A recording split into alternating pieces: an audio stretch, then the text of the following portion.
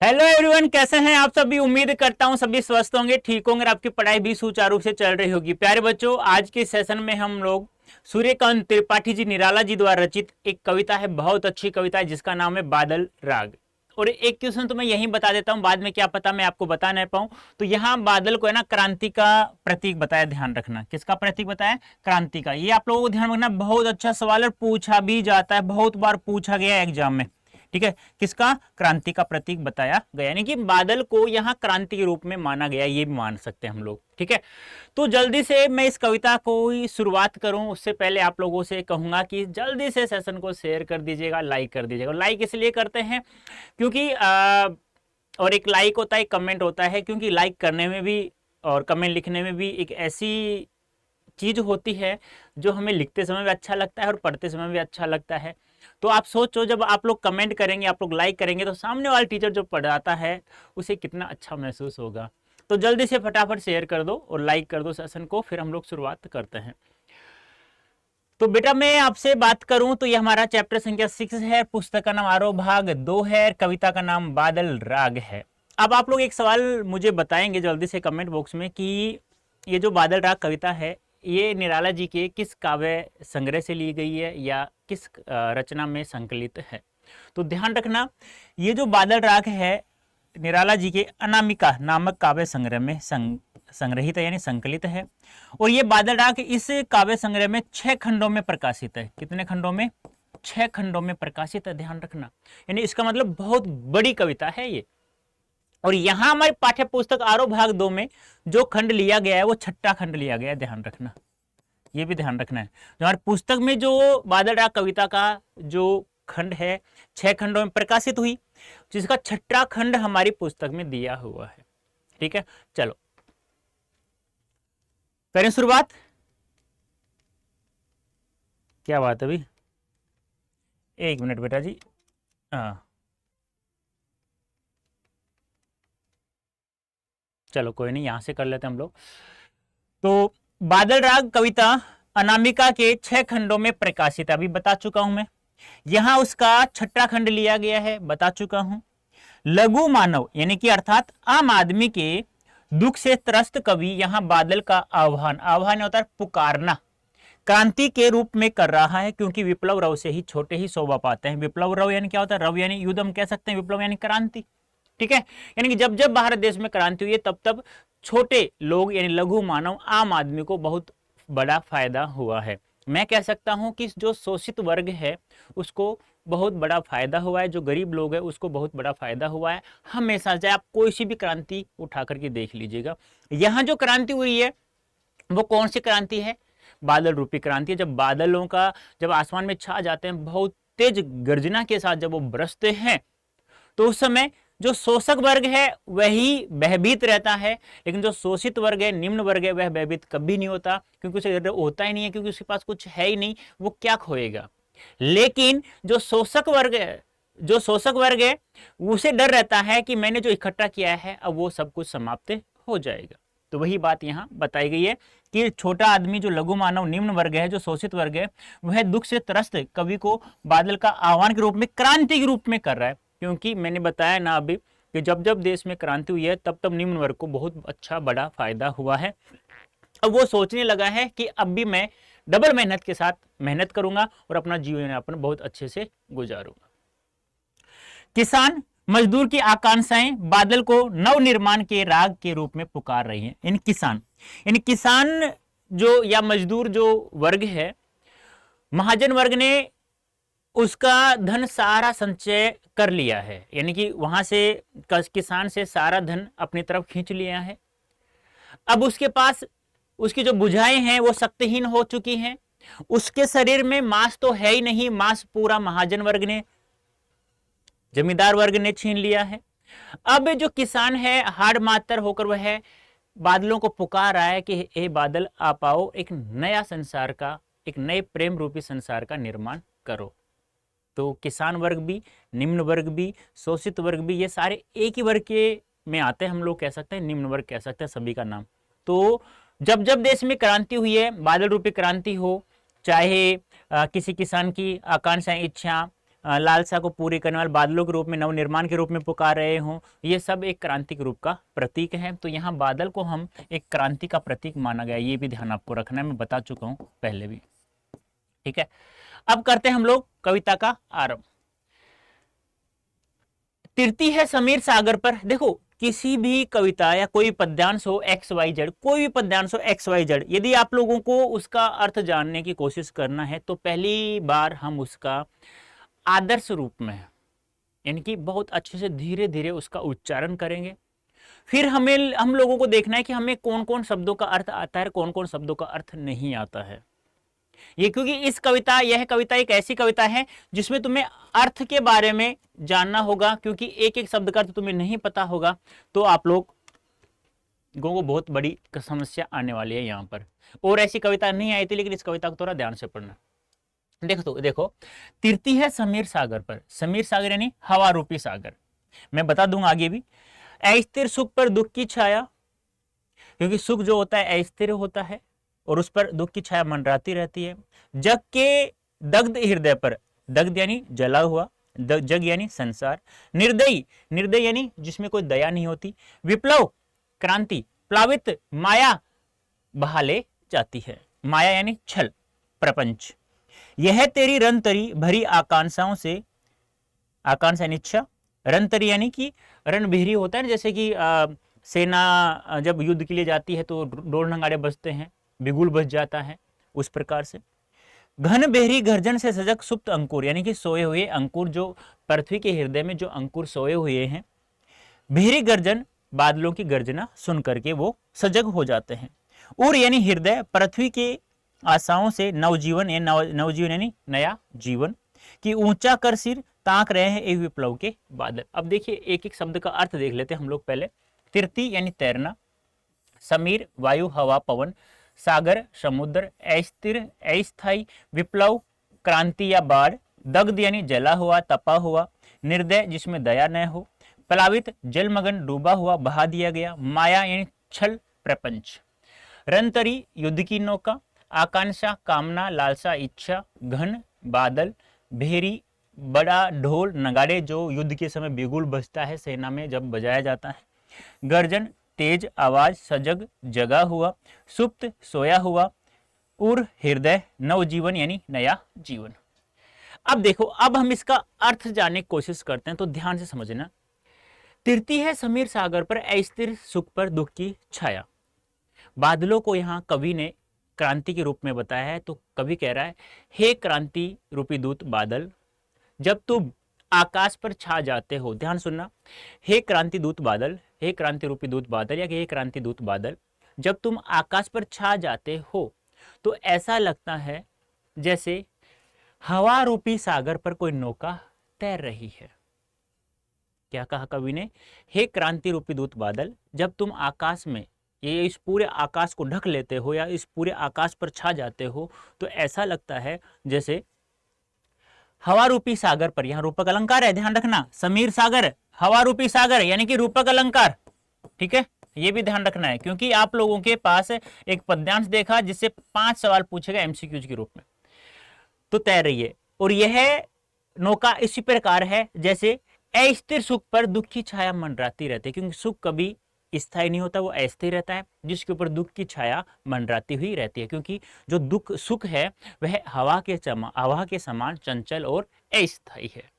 यानी जब मन में आए जब हवा चल जाती है, मन में आए जब नहीं चलती है, तो गर्मी लगती है ना आप लोगों को। तो वही बात है, कवि कह रहा है कि यह जो सुख है वह हवा के समान चंचल और अस्थायी है। और ऐसा महसूस हो रहा है कि ये बादल जब तुम आकाश पर छा जाते हो तो ऐसा महसूस होता है कि हवा रूपी सागर पर कोई नौका तैर रही है। और वह नौका किसकी तरह है? जिस प्रकार अस्थायी सुख पर दुख की छाया मंडराती रहती है। जग के दग्ध हृदय पर, यानी कि हे बादल, तुम इस संसार के जले हुए हृदय पर निर्दय विप्लव की प्लावित माया उसी प्रकार हो जिस प्रकार जिस व्यक्ति में दया नहीं होती है, वह यानी हम लोग कह सकते हैं कि जो शोषक वर्ग शोषितों वर्ग का शोषण करता है, उसी प्रकार यह बादल संसार के जले हुए हृदय पर उसी प्रकार विद्यमान है जिस प्रकार निर्दय विप्लव की प्लावित माया। यानी कहने का तात्पर्य हम लोग यह कह सकते हैं कि बादल संसार के जलते हुए हृदय पर निर्दयी प्रलय रूपी माया के रूप में हमेशा के लिए विद्यमान रहता है, स्थित रहता है, और ऐसा प्रतीत होता है जैसे विद्रोह की जल या बाढ़ या क्रांति अब शोषक वर्ग को डुबो देगी। तो कहने का तात्पर्य मेरे प्यारे बच्चों क्या है, एक बार कमेंट करके बताओ, समझ में आ रहा है ना सभी को? हाँ, तो कहने का तात्पर्य क्या है कि यह संसार है, इस संसार के ऊपर यह बादल उसके जलते हुए हृदय पर उसी प्रकार विद्यमान है जिस प्रकार एक छल प्रपंच जिसमें कोई दया नहीं होती है, मंडराती रहती है, उसी प्रकार यह बादल भी उसी के ऊपर मंडरा रहा है। किसके ऊपर? संसार के जलते हुए हृदय पर। और ऐसा महसूस हो रहा है कि इस विद्रोह के जल या बाढ़ या क्रांति में शोषक वर्ग को अभी डुबो देगी। यह तेरी रंतरी भरी आकांक्षाओं से, यानी कि अब कवि कह रहा है कि हे बादल, यह तेरी जो रणबेरी है, जब तू जोर जोर से गर्जना करता है तो लोगों को, इस संसार के लोगों को ऐसा लगता है कि बहुत तेज बड़ा एक बिगुल बज चुका है। यानी कि यह तेरी रणतरी, यानी यह तेरी रणबेरी किसके समान है? एक जैसे सेना में एक रणबेरी बजती है, ढोल नगाड़े बजते हैं युद्ध के समय जब सेना प्रस्थान करती है, युद्ध के लिए जाती है तब। तो कवि कह रहा है यह तेरी रणतेरी, यह तेरी रणबेरी है भरी आकांक्षाओं से, यह लोगों की जीवन में उनकी इच्छाओं को पूरी करने वाली महसूस होती है। कहने का तात्पर्य क्या है प्यारे बच्चों? कहने का तात्पर्य क्या है कि कवि कह रहा है कि हे बादल, तुम्हारी जो गर्जना है, भयंकर रूप से जो गर्जना है, यह रणभेरी के समान है। जिस प्रकार से सेना युद्ध के लिए प्रस्थान करती है जब एक बिगुल बजता है, तो उसी प्रकार यह लोगों की लालसाओं इच्छाओं को पूरी करने वाली महसूस हो रही है। घनभेरी गर्जन से सजग सुप्त अंकुर। अब कवि कह रहा है कि हे बादल, जब तुम भयंकर रूप से जोर जोर से कड़कते हो, भयंकर रूप से गर्जना करते हो, तो पृथ्वी के हृदय में सोए हुए अंकुर भी सजग हो जाते हैं। ध्यान सुनना, हे बादल, भेरी गर्जन से सजग, यानी कि जब तुम जोर जोर से भयंकर रूप से गर्जना करते हो तो पृथ्वी के हृदय में सोए हुए अंकुर भी सजग हो जाते हैं, उठ जाते हैं। और मैं पृथ्वी के आशाओं से, जो पृथ्वी के हृदय में अपनी आशाओं को सजग करते हुए खड़े हो जाते हैं। नव जीवन की ऊंचा कर सिर, और वे अंकुर है एक नया जीवन पाने के लिए अपना सर ऊंचा करके तुझे ताक रहे हैं, तुझे पुकार रहे हैं, ताक रहे हैं। हे विप्लव के बादल, हे क्रांति रूपी दूत बादल। समझ में आया? तो यहां से हमने स्टार्ट किया, हे क्रांति रूपी दूत बादल, जब तुम आकाश को पूरी तरह से ढक लेते हो तो ऐसा महसूस होता है हवा रूपी सागर को नौका तैर रही हो। और यह नौका किस प्रकार से है? उसी प्रकार से जिस प्रकार अस्थायी सुख पर दुख की छाया मंडराती रहती है। ठीक है, नेक्स्ट व्याख्या देख लीजिए। कवि बादल को संबोधित करते हुए कहते हैं कि हे क्रांति दूत बादल, जब तुम आकाश पर छा जाते हो तो ऐसा लगता है जैसे हवा रूपी सागर पर कोई नौका तैर रही है। यह उसी प्रकार है जैसे अस्थिर सुख पर दुख की छाया मंडराती रहती है, अर्थात सुख हवा के समान चंचल और अस्थायी होता है, क्योंकि हमेशा के लिए रहता ही नहीं है। दूसरे शब्दों में हम कह सकते हैं कि यह जो पूंजीवादी या पूंजीपति वर्ग का सुख कुछ समय बाद छिन जाएगा, क्योंकि यह अस्थिर है। उन्होंने यह सुख निम्न वर्ग के व्यक्तियों का शोषण करके प्राप्त किया है।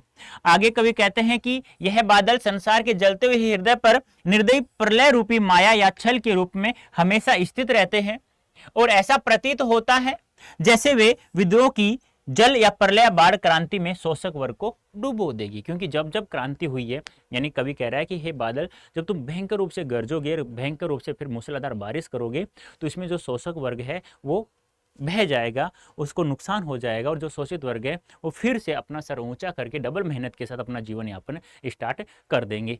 ठीक है, हाँ, वेरी गुड, शाबाश। फिर कवि कह रहा है, हे बादल, तुम्हारी जो गर्जना है वह रणभेरी के समान है। जैसे युद्ध की घोषणा का तुमुल नाद बजते ही कोई सैनिक सजग हो जाता है, उसी प्रकार निम्न वर्ग भी तुम्हारी गर्जना को सुनकर सजग हो गया है। अर्थात बादलों की युद्ध रूपी नौका में आम आदमी की इच्छाएं भरी हुई रहती हैं। कवि कहता है कि हे बादल, तुम्हारी बहुत तेज गर्जना सुनकर धरती के गर्भ में सोए हुए अंकुर भी सजग हो जाते हैं, अर्थात कमजोर व निष्क्रिय व्यक्ति भी संघर्ष के लिए तैयार हो जाते हैं। हे क्रांति दूत बादल, हे ये अंकुर नए जीवन की आशा में सिर उठाकर तुझे देख रहे हैं, तुझे पुकार रहे हैं, अर्थात शोषितों के मन में भी अपने उद्धार की आशाएं फूट पड़ती हैं कि अब उनका भी उद्धार हो जाएगा। निम्न वर्ग है वो डरा हुआ है पहले से ही शोषक वर्ग से। अब वो जब क्रांति होती है, जब बादल तेज भयंकर रूप से कड़कते हैं और भयंकर रूप से मूसलाधार बारिश होती है, बाढ़ के रूप में वो बहा ले जाती है शोषक वर्ग को। तो शोषित वर्ग खुशी से एक नया जीवन प्राप्त करने के लिए डबल मेहनत करता है। अब देखिए यहाँ पर ये आपके लिए एग्जाम के लिए बहुत ही महत्वपूर्ण है प्यारे बच्चों। कैसे? एक पद्यांश देखा, 5 MCQ से पूछेगा आप लोगों से और वहां आपसे पूछेगा कि बताइए किस बोली का प्रयोग किया गया है। तो तत्सम प्रदान यानी कि संस्कृत प्रदान खड़ी बोली का प्रयोग किया गया। छंदमुक्त कविता है, संबोधन शैली में का प्रयोग किया। क्यों? क्योंकि कवि बादलों को पुकार रहा है, आह्वान कर रहा है, तो यहाँ संबोधन शैली है। समीर सागर, हवा रूपी सागर, दुख की छाया, दुख रूपी छाया, रन बेरी, रन यानी कि रन तरी युद्ध की नौका, भेरी गर्जन, बड़े बड़े डोर नगाड़े, यहाँ पर क्या है? रूपक अलंकार है। वर्णों के आवर्ती कारण आप लोग जानते ही हैं, वर्णप्रास अलंकार होता है। पूरे काव्यांश में मानवीकरण अलंकार का प्रयोग किया गया क्योंकि यहाँ पर हवा बादलों को पुकारने के साथ साथ में शोषक और शोषित वर्ग को भी लिया गया है। बादल को क्रांति दूत के रूप में भी चित्रित, ये ध्यान रखना है आप लोग, सबसे ज्यादा महत्वपूर्ण सवाल यही बनता है। ठीक है, आया समझ में? पहला पद्यांश समाप्त हो चुका है। बेटा यहाँ एक एक शब्द का तुम्हें अर्थ पता होना चाहिए, नहीं पता होता तो जो मैंने व्याख्या यहाँ बताई आप लोगों को उसको 2-3 बार पढ़ लेना, समझ में आ जाएगा। फिर बार बार गर्जन, वर्षण है मूसलाधार, हृदय थाम लेता संसार, सुन सुन घोर वज्र हुंकार, असनी पासे सापित उन्नत सत सत वीर, छत विछत हत अचल शरीर, गगन स्पर्शी स्पर्धा धीर। अब कवि कह रहा है कि हे बादल, जब तुम बार बार भयंकर रूप से घोर गर्जना करते हो, भयंकर रूप से जब तुम गरजते हो और उसकी गर्जन के साथ साथ भयंकर रूप से जो मूसलाधार बारिश करते हो, तो यह संसार अपना हृदय थाम लेता है डर के मारे। यानी कि फिर बार बार गर्जना। हे बादल, तुम घूम फिर करके बार बार तेज गर्जना करते हो, भयंकर रूप से कड़कते हो, तो और उसके साथ में मूसलाधार बारिश भी करते हो, तो जिसके कारण से यह संसार डर करके अपना हृदय को थाम लेता है। सुन सुर गौर वज्र हुंकार, तुम्हारी हुंकार को, भयंकर रूप से गर्जना को सुन सुन करके अपने हृदय को थाम लेता है। असनी पासे सापित उन्नत सत सत वीर, छत विचत हत अचल शरीर। यानी कहने का तात्पर्य क्या है? जो पर्वत आसमान को स्पर्श करने की, देखो गगन स्पर्शी स्पर्धाधीर, यानी कि जो पर्वत आसमान को स्पर्श करने की जो स्पर्धा में रहता है, जब तुम भयंकर रूप से तुम्हारी बिजली कड़कती है तो उससे वह उस पर्वत का शरीर है छत विछत हो जाता है, बिल्कुल चूर चूर हो जाता है। उसी प्रकार जब युद्ध क्षेत्र में सैकड़ों वीर वज्र की हुंकार से, कठोर वज्र की हुंकार से या कठोर वज्र के प्रहार से युद्ध क्षेत्र में घायल हो जाते हैं, मृत्यु को प्राप्त हो जाते हैं, शहीद हो जाते हैं, उसी प्रकार यह जो पर्वत है जो आसमान को स्पर्श करने की कोशिश करता रहता है, जब बिजली चमकती है तो यह पर्वत का जो शरीर है वह चूर चूर हो जाता है, यानी पर्वत टूट जाता है। उसी प्रकार जिस प्रकार से युद्ध क्षेत्र में हजारों वीर सैनिक वज्र के प्रहार से, कठोर वज्र के प्रहार से घायल या शहीद या मृत्यु को प्राप्त हो जाते हैं। तो आप लोग नहीं समझ पाओ तो ऐसा डायरेक्ट रखना कि फिर यानी घूम करके बादल बार बार भयंकर रूप से गर्जना करते हैं बार बार और मूसलाधार बारिश करते हैं, और जिस प्रकार तुम्हारी यह घोर भयंकर रूप से जो गर्जना है इसको सुन सुन करके यह संसार अपना हृदय डर के मारे थाम लेता है। और उसी प्रकार जिस प्रकार से जो पर्वत है वह आसमान को स्पर्श करने की स्पर्धा में रहता है, दौड़ में रहता है, लेकिन जब अग्निपात बिजली की चमक पड़ती है तो वह पर्वत भी छत विछत हो जाता है, घायल हो जाता है या चूर चूर हो जाता है। उसी प्रकार जिस प्रकार सापित उन्नत सत सत वीर, जिस प्रकार से युद्ध क्षेत्र में हजारों वीर भयंकर रूप से या कठोर वज्र के प्रहार से घायल हो जाते हैं, उसी प्रकार यह पर्वत भी घायल हो जाता है, चूर चूर हो जाता है। किससे? बिजली की चमक से, या बिजली गिरती है तब। मूसलाधार बहुत तेज बारिश, हृदय थामना, भयभीत होना, वज्र हुंकार, कठोर आवाज या बहुत तेज आवाज, अग्निपात, वज्रपात, बिजली गिरना, सतसत, सैकड़ों, छत विछत, लहूलुहान, बुरी तरह से घायल, हत, घायल या मारा हुआ, अचल जो चलता नहीं है अर्थात पर्वत, गगन स्पर्शी यानी आकाश को छूने वाला। मैंने लिख दिया है प्रत्येक शब्द का अर्थ, ये मैंने समझा दिया है, ये व्याख्या देख लीजिए। कवि कहता है कि हे क्रांतिकारी बादल, तुम बार बार तेज गर्जना करते हो और मूसलाधार बारिश करते हो, तुम्हारी वज्रमयी तीव्र गर्जना को सुनकर संसार के लोग भय से कांप उठते हैं, अर्थात भय से अपना हृदय थाम लेते हैं। डर से या भय से। बिजली गिरने से आकाश की ऊंचाइयों को छूने की इच्छा रखने वाले पर्वत भी उसी प्रकार घायल हो जाते हैं जैसे युद्ध क्षेत्र में वज्र के प्रहार से बड़े बड़े वीर घायल हो जाते हैं या मृत्यु को प्राप्त हो जाते हैं। दूसरे शब्दों में हम कह सकते हैं कि यहां मानवीकरण अलंकार हम लोग कर रहे हैं, ध्यान रखना। जब क्रांति का शंखनाद गूंजता है तो बड़े बड़े पूंजीपति वर्ग जो शोषक का प्रतिनिधित्व कर रहे हैं वे धराशायी हो जाते हैं, ढेर हो जाते हैं, और गगन चूमता उनका घमंड अभिमान वह भी चूर चूर हो जाता है। आया समझ में? सेकंड पद्यांश हमारा समाप्त। सेम ये देख लेना, आप लोग पढ़ लेना, इसमें ज्यादा समझने की आवश्यकता नहीं। एक बार बता चुका हूं कैसे शैली का, संबोधन शैली का, कविता कैसे छंदमुक्त कविता है, कैसी बोली का तत्सम प्रदान खड़ी बोली का प्रयोग किया गया, फिर बार बार सुन सुन सत सत में पुनरुक्ति प्रकाश अलंकार है, हृदय थामना मुहावरे का प्रयोग हुआ है। ठीक है, ये आप लोगों को ध्यान में रखना है। हंसते हैं छोटे पौधे लघु भार सस्य अपार, हिल हिल खिलखिल हाथ हिलाते तुझे बुलाते, विप्लव रव से ही छोटे ही शोभा पाते हैं। अब यहाँ कहने का तात्पर्य कवि का क्या है कि विप्लव रव से यानी कि जब जब क्रांति हुई है तो छोटे लोग निम्न वर्ग ही खुशहाली को प्राप्त करते हैं यानी कि शोभा पाते हैं। क्योंकि जब जब भयंकर रूप से बादल गरजते हैं तो भयंकर रूप से मूसलाधार बारिश होती है तो सभी जगह सस्य अपार हरियाली छा जाती है और छोटे छोटे पौधे जो हैं वो ऐसे लगते हैं जैसे हिल रहे हैं और खुशी से हर्षित हो रहे हैं, खुशी मना रहे हैं, और ऐसा लगता है कि हाथ हिलाकर हे बादल तुझे बुला रहे हैं।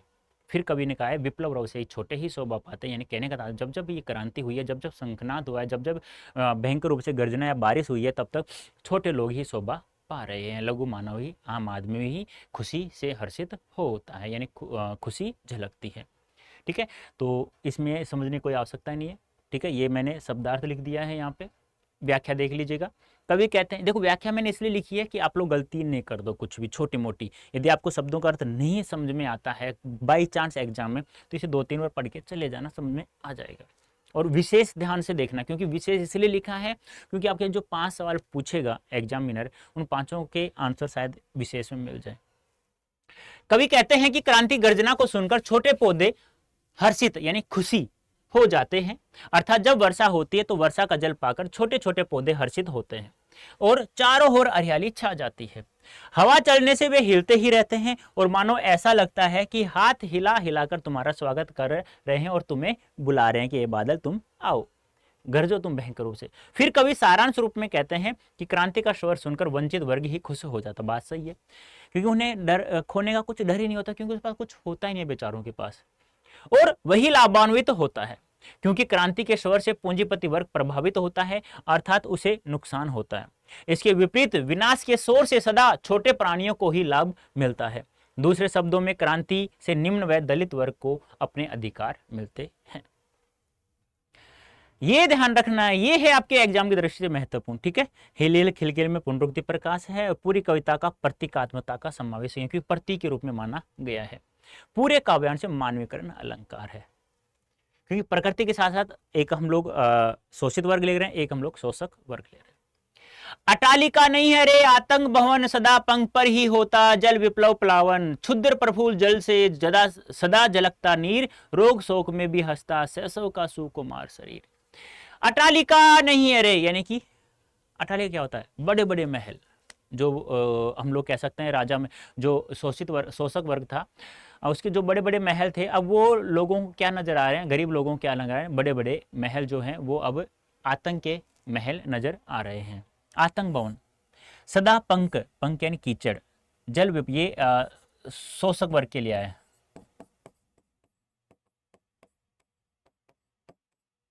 जल विप्लव प्लावन यानी बाढ़ के साथ बाढ़ में बहा ले जाता है। क्षुद्र प्रफुल्ल, क्षुद्र यानी तुच्छ, प्रफुल्ल यानी खिलता, जलज यानी कमल, सदा जलकता नीर, नीर यानी जल, रोग शोक में दुख सुख में भी हंसता है एक बच्चा, शैशव यानी बचपन का सुकुमार शरीर। देखिए अर्थ देख लिए, अटालिका अटारी या महल या बड़े बड़े भवन, आतंक भवन भय का निवास, पंख कीचड़ जो शोषक वर्ग का प्रतीक है, विप्लव क्रांति, प्लावन बाढ़, क्षुद्र तुच्छ प्रफुल्ल खिला हुआ प्रसन्न, जलज कमल शोषित वर्ग का प्रतीक है, ध्यान रखना, और नीर यानी जल यानी कि पानी, शोक यानी दुख, शैशव यानी बचपन, बचपन होता है ना बच्चे का वो, सुकुमार यानी कोमल। अब कवि क्या कह रहा है? कवि कह रहा है कि ये जो बड़े बड़े महल बने हुए हैं शोषक वर्ग के, ये अब ये बड़े बड़े महल अटारी नहीं दिखाई दे रहे हैं, ये लोगों को अब भय का निवास नजर आ रहे हैं। इन लोग इनसे डरे हुए हैं। कहने का तात्पर्य क्या है, कवि कह रहे हैं कि पूंजीपतियों के जो ऊंचे ऊंचे महल हैं वो अब महल नहीं रहे हैं, वो गरीबों के लिए आतंकित करने वाले महल दिखाई दे रहे हैं, या हम लोग कह सकते हैं वो आतंकित करने वाले भवन नजर आ रहे हैं। सदा पंख पर ही होता जल विप्लव प्लावन। कहने का तात्पर्य क्या है, जब आकाश से, जब बादलों से भयंकर रूप से बारिश होती है तो वह कीचड़ को अपने साथ बहा ले जाती है। यानी कि जब विप्लव यानी जल विप्लव प्लावन, प्लावन यानी बहा ले जाना, विप्लव यानी क्रांति यानी बाढ़, और जल यानी जल, यानी जब भयंकर रूप से बारिश होती है तो उस बारिश के जल से जो बाढ़ आती है वह कीचड़ को भी अपने साथ बहा ले जाती है, यानी शोषक वर्ग को भी अपने साथ बहा ले जाती है। ये भी कह सकते हैं दूसरे अर्थ में। क्षुद्र प्रफुल्ल जल से सदा जलकता नीर। और लेकिन यही जल, जब मूसलाधार बारिश होती है, जब यही जल कमल के पत्तों पर पड़ता है तो वह खुश होता है, और वह जल क्या है, झलकता रहता है उनके पत्तों पर गिरने से। यानी देखो, जब भयंकर रूप से मूसलाधार बारिश होती है तो उस बारिश से जो भयंकर रूप से बाढ़ आती है, उस बाढ़ में सड़क पर जो इकट्ठा कीचड़ है उस कीचड़ को बहा ले जाती है। कहने का तात्पर्य क्या है कि शोषक वर्ग को बहुत तेज डर लगा रहता है, वह शोषक वर्ग को इसमें अपनी क्रांति की बाढ़ में बहा ले जाता है। लेकिन जब वही जल जो कीचड़ को शोषक वर्ग का प्रतीक है, और वही जल जब कमल शोषित वर्ग का प्रतीक है, वही जल जब कमल के पत्तों पर पड़ता है तो उस पर जो जल पड़ता है, नीर पानी पड़ता है, तो वह छलकता हुआ नजर आता है। यानी कि शोषित वर्ग है तो उस बाढ़ में खुशी मनाता है, क्योंकि पास खोने का कुछ नहीं था। अब उसे ऐसा लग रहा था कि हाँ, किसान वर्ग हो, चाहे मजदूर वर्ग हो, चाहे कोई सा भी वंचित वर्ग हो, अब वह खुशी से इसलिए जता रहा है क्योंकि अब वो सोच रहा है कि अब सभी समान हो गए, अब हम लोग डबल मेहनत करके अपना नया जीवन प्राप्त कर लेंगे। रोग शोक में भी हंसता शैशव का सुकुमार शरीर। यानी कि जो बचपन में जो बच्चे का एक शरीर होता है, बच्चा जो होता है वह दुख सुख नहीं जानता है। रोग यानी प्रेम, शोक यानी दुख, यानी सुख दुख नहीं जानता है। चाहे सुख हो चाहे दुख हो, उसको जो शरीर होता है, जो सुकुमार शरीर होता है, यानी जो उसका मुलायम शरीर होता है, वह हमेशा हंसता हुआ रहता है।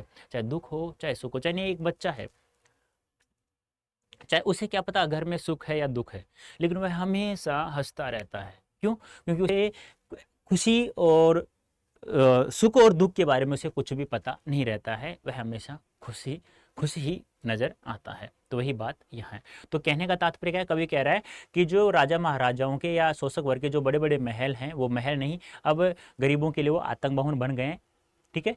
अब जो भयंकर जब बारिश होती है, बड़ी मूसलाधार बारिश होती है, जो कीचड़ सड़क पर इकट्ठा हुआ होता है, वह कि उस पानी से, उस वर्षा के जल से, जो मूसलाधार बारिश हुई, जो जल इकट्ठा हो, तो वह जल है ना, उस कीचड़ को भी अपने साथ बहा ले जाता है, मतलब शोषक वर्ग को भी बहा ले जाएगा। लेकिन वही जल जल जल जब कमल की पत्तियों पर पड़ता है तो वह छलकता हुआ नजर, नीर हमें प्राप्त होता है, छलकता हुआ नजर आता है। यानी खुशी से वह कमल है, वह अपने पत्तों पर जैसे जल पड़ता है तो वह खुशी जताता रहता है। यानी कि जो शोषित वर्ग है वो बहुत ही खुश नजर आ रहा होता है।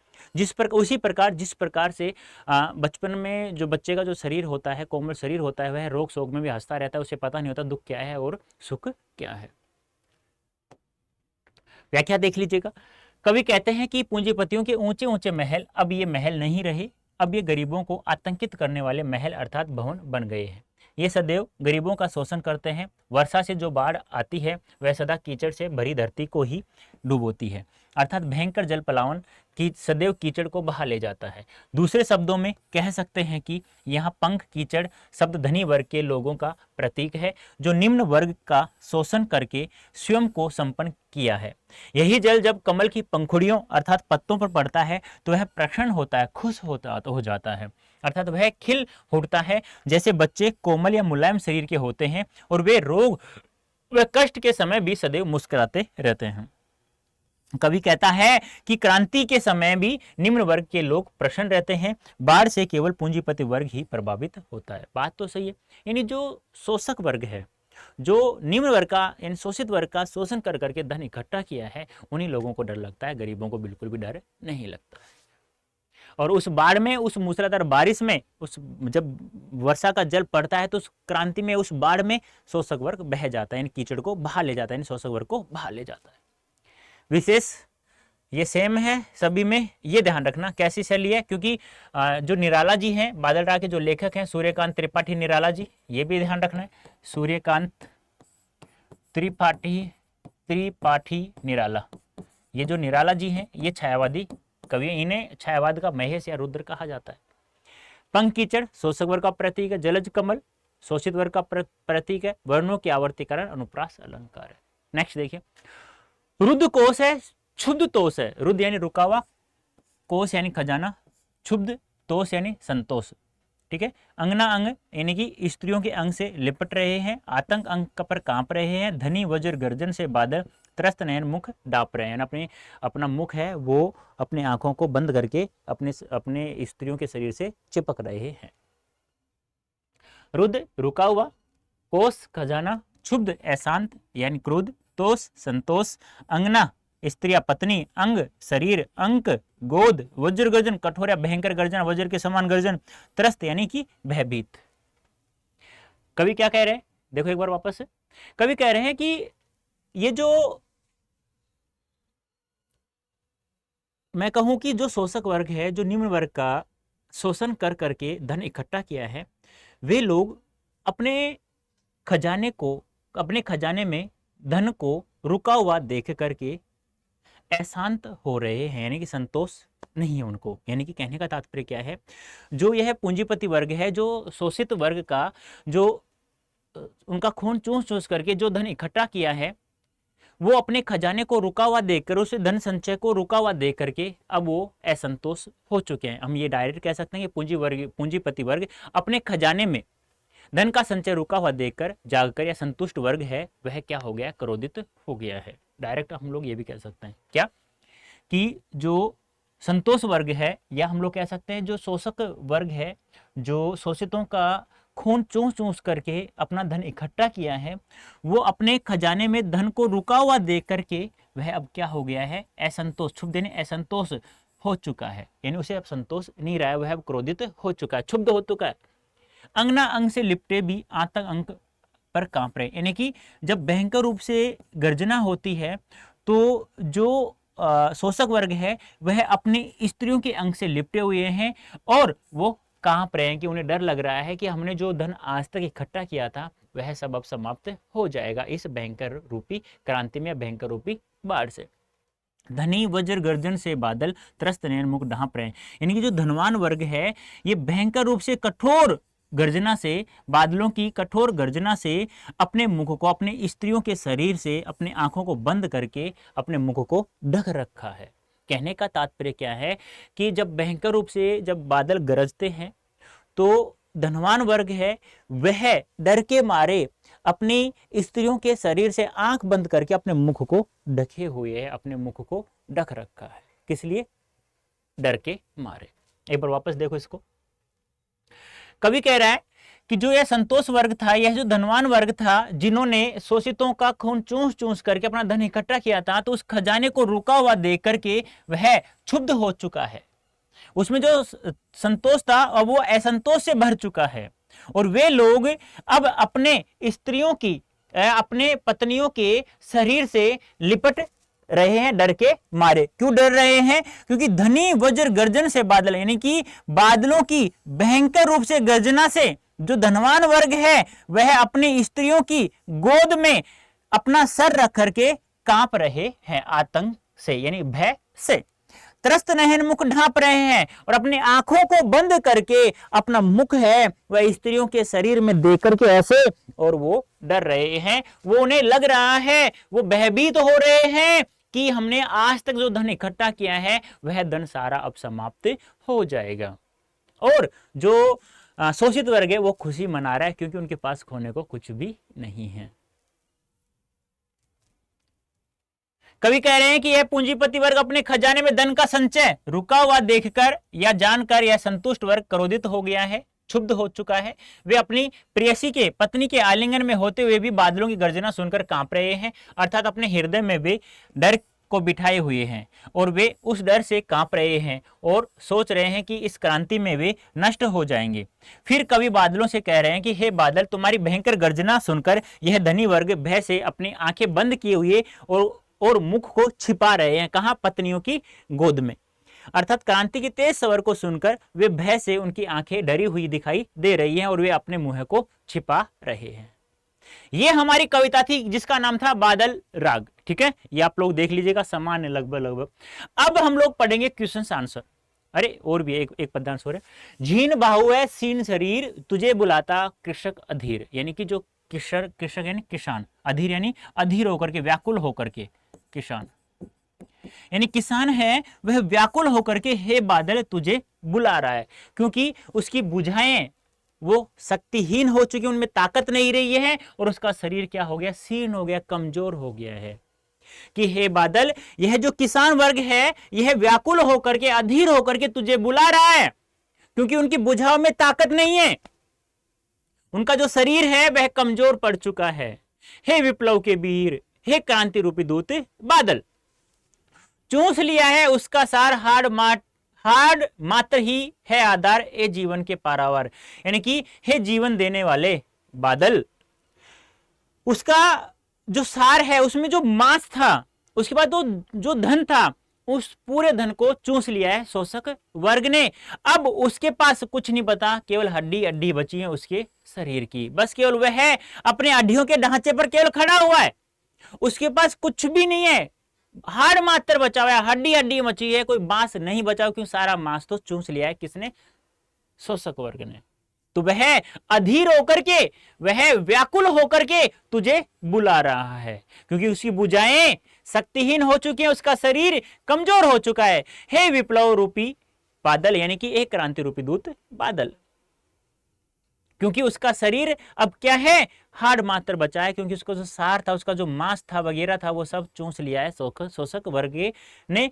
हे जीवन के पारावर, हे जीवन देने वाले बादल, हे क्रांति रूपी दूत बादल। देखो, झीन यानी पुरानी या शिथिल, भाव यानी बुझा, सीन यानी कमजोर, कृषक यानी किसान, अधीर यानी व्याकुल, विप्लव यानी विनाश, सार यानी प्राण, हाड़ मात्र केवल हड्डियों का ढांचा, पारावर यानी समुद्र। कवि कहता है कि एक क्रांति दूत वीर बादल, तुझे यह किसान व्याकुल होकर पुकार रहा है, क्योंकि शोषण के कारण किसान की बाहें बुझाएं शक्तिहीन हो गई है और उसका शरीर कमजोर हो गया है। अर्थात वह शोषण को खत्म करने के लिए व्याकुल होकर तुझे बुला रहा है। कवि बादलों को संबोधित करते हुए कह रहे हैं कि हे जीवन के पारावर, अर्थात जीवन दाता, तुम बरस कर किसान की गरीबी को दूर करो, क्रांति करके शोषण को समाप्त करो। शोषकों ने उसकी जीवन शक्ति छीन ली है, उसका सार तत्व चूस लिया है, अब वह अड्डियों का कंकाल मात्र रह गया है।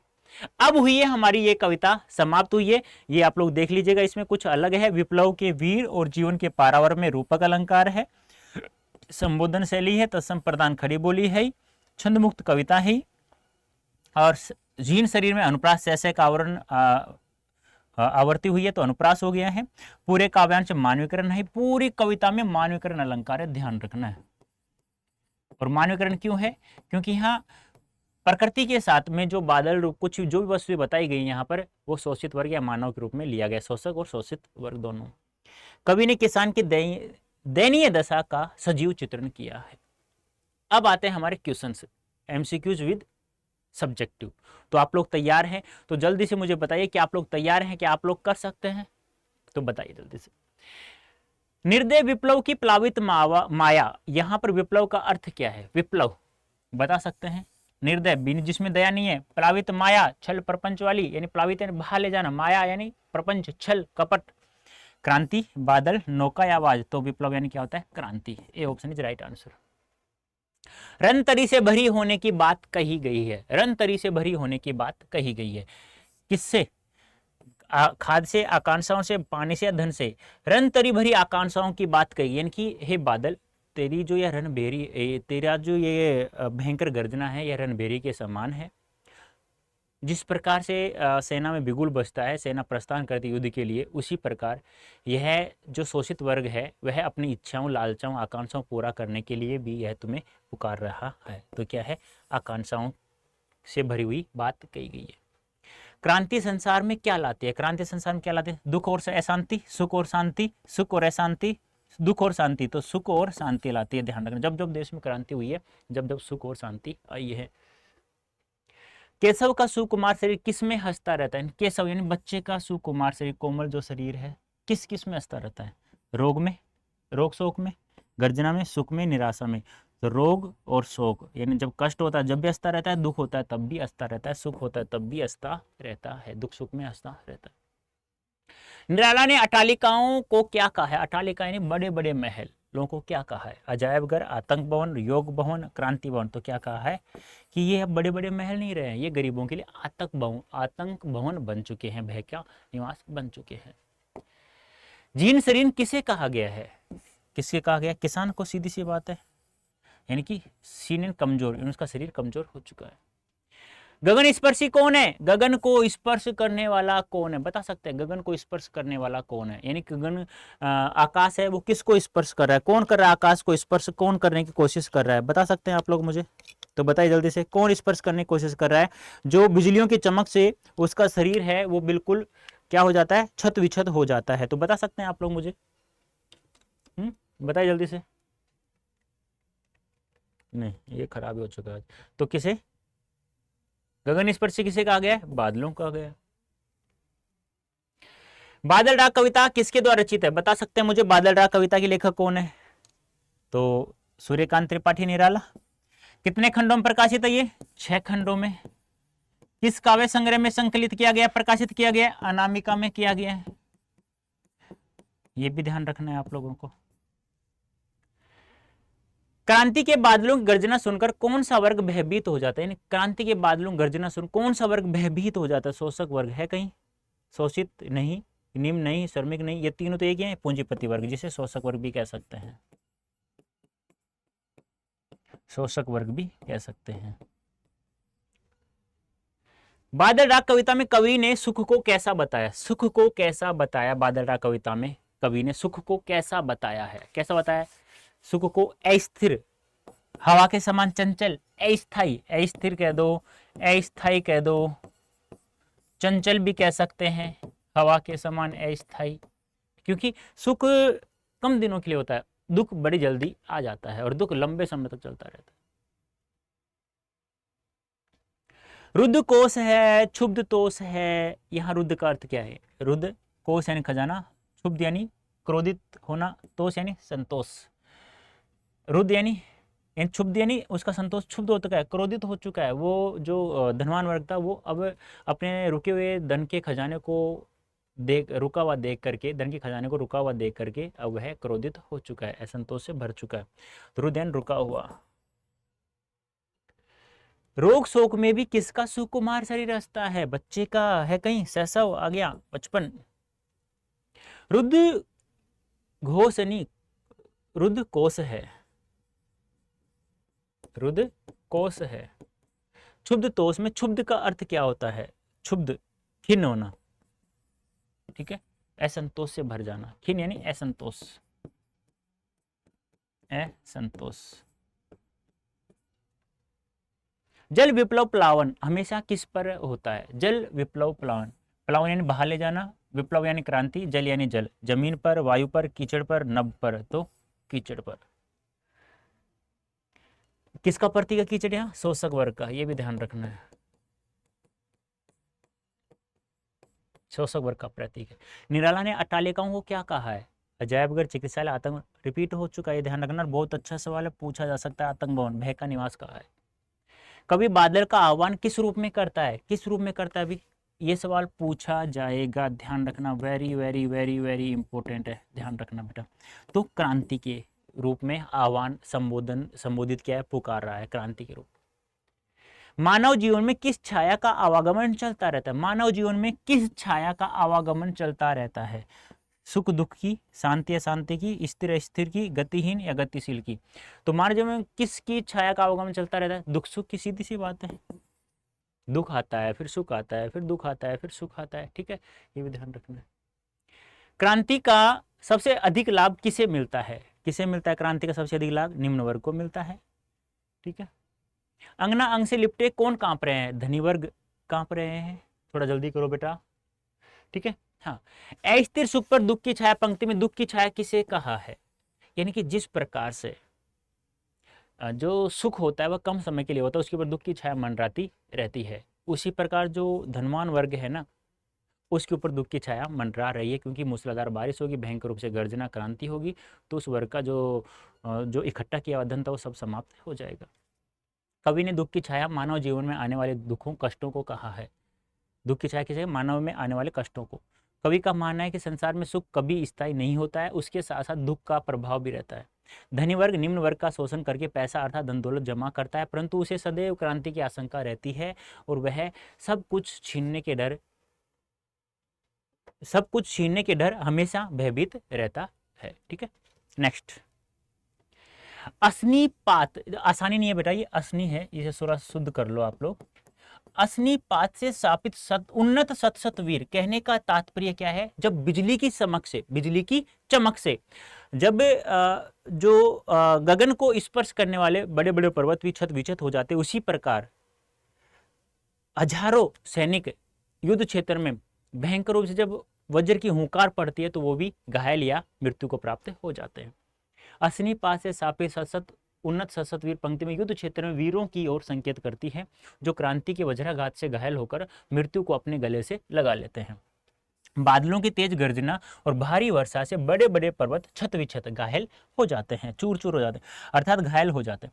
उसी प्रकार क्रांति की तेज आवाज सुनकर पूंजीपति वर्ग भय से कांपते रहते हैं और उन्हें डर रहता है कि उनका अब सब धन दौलत अर्थात वैभव आदि का विनाश हो जाएगा। विप्लव रव से छोटे ही शोभा पाते, पंक्ति में विप्लव रव से क्या तात्पर्य है? छोटे ही शोभा पाते, ऐसा क्यों कहा? विप्लव यानी क्रांति रूपी, क्रांति से, और छोटे शोभा पाते मतलब निम्न वर्ग ही खुशी से जीवन यापन करने लग जाते हैं, यानी निम्न वर्ग खुश हो जाता है। विप्लव रव से तात्पर्य क्रांति गर्जन से, और क्रांति की तेज आवाज जब जब क्रांति होती है, जब तब शोषक वर्ग या सत्ताधारी वर्ग के सिंहासन हिल जाते हैं और उनकी संपत्ति प्रभुसत्ता आदि समाप्त हो जाती है।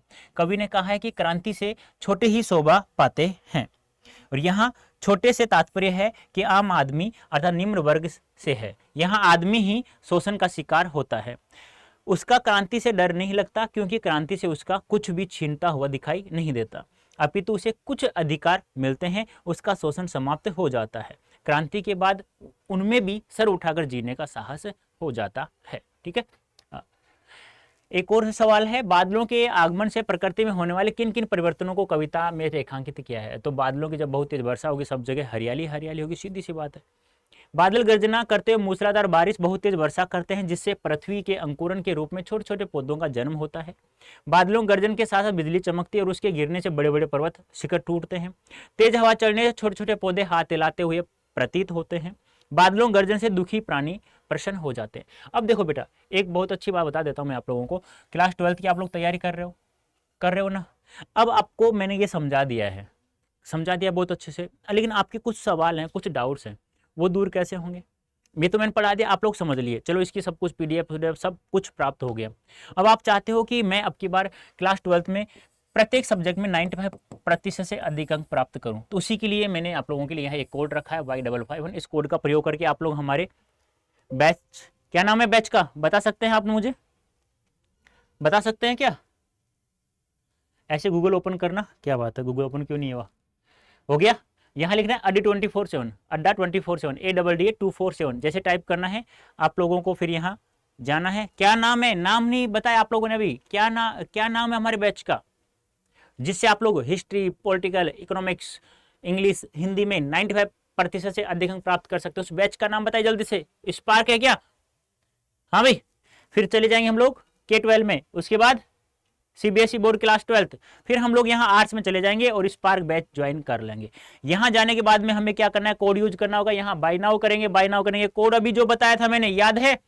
Y551 याद रखना। चाहे Y551 जैसे अप्लाई कर देंगे तो देखो यहाँ पे, देखो मेरे प्यारे प्यारे बच्चों, देखो मात्र 2489 रुपए का कोर्स पड़ रहा है। जब आप लोग ये कोड यूज करते हो तो मात्र 2489 रुपए का यह कोर्स, ये देखो अनवांटेड चीजें आ जाती है ना, जल्दी से इनको नहीं बुलाते हैं फिर भी आ जाती है बेटा। अब देखिए, आप लोगों ने कोड यूज किया Y551 किया ना, तो आप लोगों को 510 रुपए का डिस्काउंट प्राप्त हो और ये 2489 रुपए का कोर्स पड़ गया। लेकिन कब? जब आपने ये कोड यूज किया है। ये एक आपको किल करवाएगा ये बैच। कैसे? आप लोग बोल करके भी आपने डाउट्स पूछ सकते हो और लिख करके पूछ सकते हो तुरंत तुरंत। जैसे आप लोग पूछो सर बादल किसका प्रतीक बताया गया है, मैं तुरंत आंसर दूंगा बेटा क्रांति का। कौन बोल रहा है? अरे मेरा बेटा बोल रहा है राज, क्या नाम है, कुछ एक्स वाई जेड भी, सोनू मोनू नीना मीना टीना सीना, कोई भी नाम हो सकता है किसी बच्चे बच्ची का। तो ये चीज हम लोग इसीलिए स्टार्ट करते हैं। मात्र यार तुम देखो प्रत्येक सब्जेक्ट पढ़ाया जाएगा आर्ट्स का, चाहे हिस्ट्री हो, चाहे पॉलिटिकल हो, चाहे ज्योग्राफी हो, चाहे इकोनॉमिक्स हो, चाहे हिंदी हो, चाहे इंग्लिश हो। मात्र यार 2500 भी रुपए नहीं है टू टोटल। तो इसलिए आप लोग स्पार्क बैच से ज्वाइन करें। लेकिन हाँ, कोड ये ध्यान रखना Y551, ये आपको मैक्सिमम डिस्काउंट दिलाएगा। तो अभी के लिए इतना ही है। तो प्यारे बच्चों अवश्य मुझे बताना है आप लोगों को। आज हमारा छठा चैप्टर भी समाप्त हो चुका है, ठीक है। तो यह सेशन में कितना अच्छा लगा, कितना समझ में आया, यस या नो में आंसर जरूर देना है। ओके प्यारे बच्चों, नेक्स्ट सेशन का वेट कर रहे हैं, तो आपको जल्दी ही नेक्स्ट सेशन भी प्राप्त हो जाएगा। तो अभी के लिए इतना ही। Okay tata bye bye, thank you so much.